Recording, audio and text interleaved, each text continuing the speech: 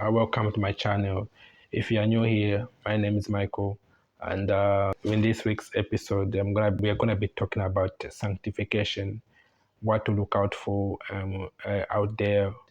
If you have been in Christianity for a long time, and you have a friend who has just gotten saved, or you have many friends who have just gotten saved, and they come to church, they worship, they pray, they go home, and still live the same lifestyle they used to live before. And you're asking yourself, this person is saved, but why is he still enjoying the things of the flesh and not the things of the spirit? Well, why are my friends saved, but they struggle to come to church? They come to church, they do this, they do that, but they're still enjoying the things of the flesh. They knew are on the right episode. You are in the right place.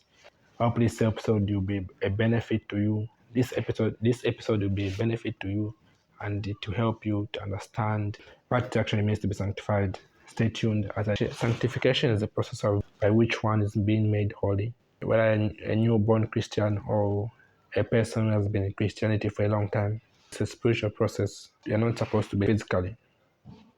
So when we see our friends who have just come to Christ, and we don't see the changes yet, we still go and they still do clubbing, their lifestyle hasn't changed yet. When they're coming to Christ, they are newborn, especially for those people especially for our friends who have just come to Christ. They are not sure of what to do. Their lifestyle is still the same. They are saved. They are saved, but the fruits of the salvation haven't yet shown.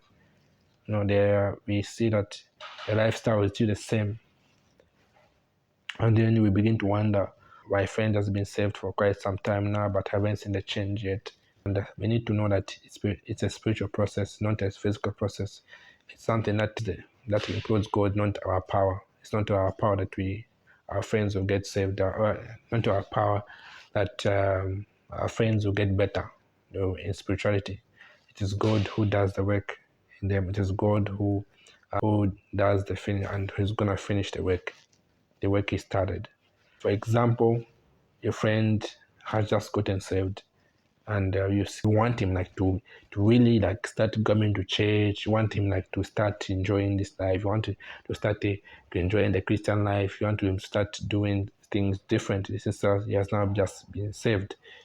So, and then you expect too much to be happening at once, and that's when we make mistake. That's when the problem is. We all go through that process, and everything is not instant. Everything happens over time. It can be us as well that we just come to Christ, and we want to know more about him, but we still find that we go back to the same sins. We go back to the same things we used to love. We still enjoy those things, and we ask ourselves, am I really growing? Is God really there? Is God really hearing me? I'm falling back into sin. I feel condemned. Am I really doing the right thing? Is God upset with me? Those questions come over time. Those questions come, and it's not that God is not there. It's not that God is far. God is up. It's not that God. It's not that God is upset with us. Just that we feel bad. So just our emotions telling us that we are doing the wrong thing. Just that our emotion, just emotionally, we just feel emotional, and God is spirit, so we need to please him in the spirit aspect, not in the fleshly aspect.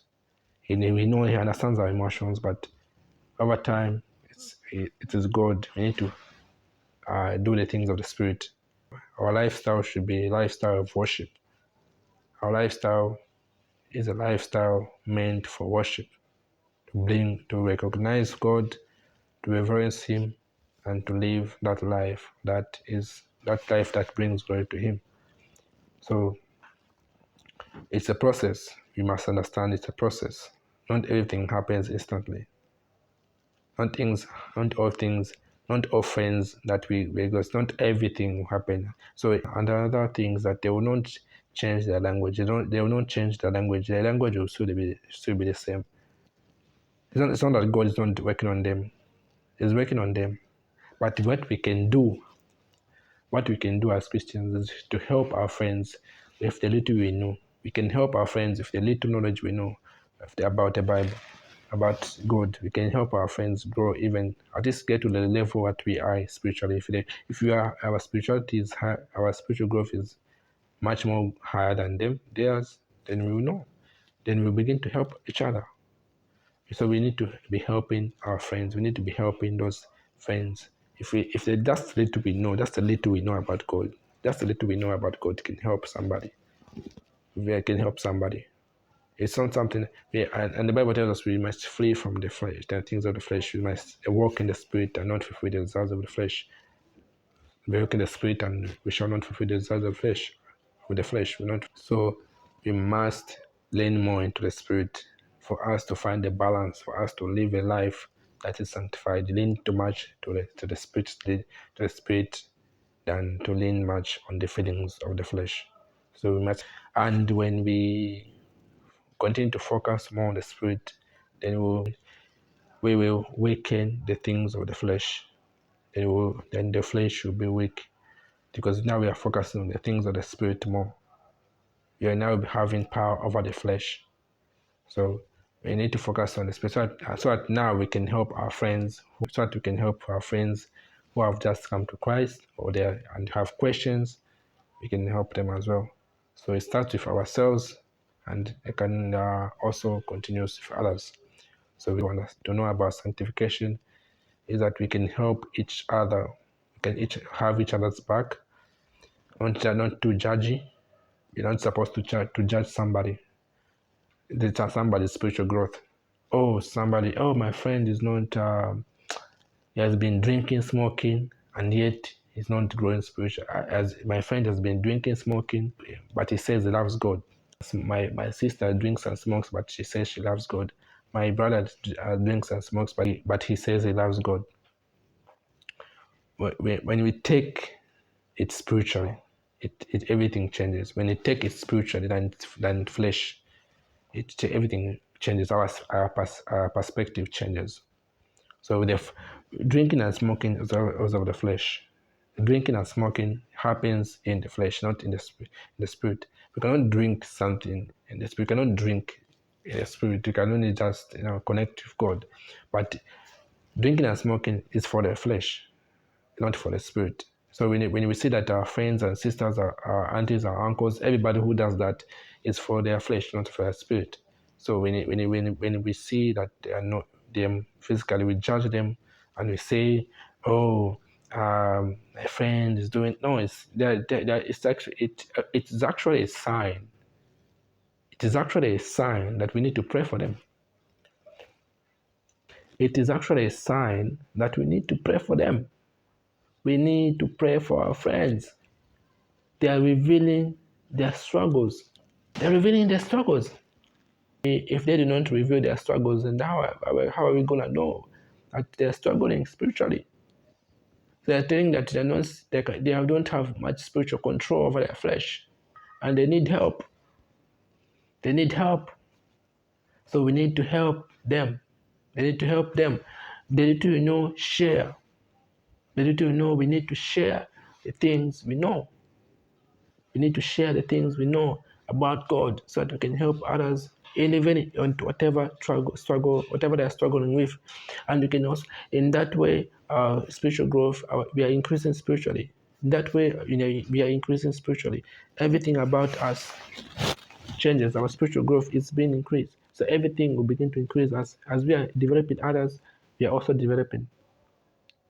So it's something that we need to do. It's not something that I need to know the Bible 100%. I need to know somebody. I need to know at least five scriptures, and then I can start helping somebody. It's not a bad thing to read scripture. It's not a bad. It's what helps you to know. It is what helps you to help somebody. At least read your Bible very well, study it, understand it, and apply it. And if you do not apply it, it becomes much difficult to remember what you studied, because you forgot to apply it. If you could, it's still in that Bible until you remove it by you take action. So we need to stop judging. Sanctification is the process. We need to stop judging and start praying. We need to stop judging and start praying. Stop judging and stop insulting people. Start praying for them. Stop insulting those people that come church. Not come to church like with a short dress, and then they curse in the church or they speak bad things. They're actually revealing their problem. It tells you that this person needs prayer. They actually need your help, not insult. So anytime you see a person, a lady just came out from outside, entering the church, and that dressed that you in a way that you can see everything, do not insult them. You can cover them, but do not chase them out of the church. Do not chase them out of the church. Pray for them, and if they come next time, do the same. If they come next time, we should help them, not make them feel guilty of their sin. We are not helping if we are not transforming. We are not helping if we are just insulting them. We are not helping if we are just like naming people. We are not helping if we are just naming them, giving them names. Oh, that woman. Oh, that man. Oh, that lady. Oh, that's this. Oh, that man. Oh, that boy. Those things are the things that limit us, our spiritual growth, because we look at ourselves, we are not perfect. We look at ourselves, we are not perfect at all. We once were in those things. We once were dressed. We once dressed that way, those manner.